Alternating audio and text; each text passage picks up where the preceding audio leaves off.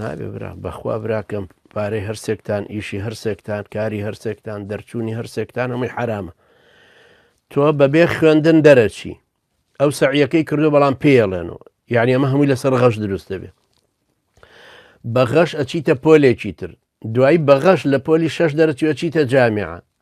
یەکێککە خۆی کوشتە تا دەرەجێت طب و هەندەسەی هێناوە تۆ یەکسەر منافیس کوڕە مەسئول لە چیتە ئەوێ لەگەڵ کوڕە شەهید و کوڕە مەسئول و ئەم نەوعانەش چوونەتە ئەوێ هەمووی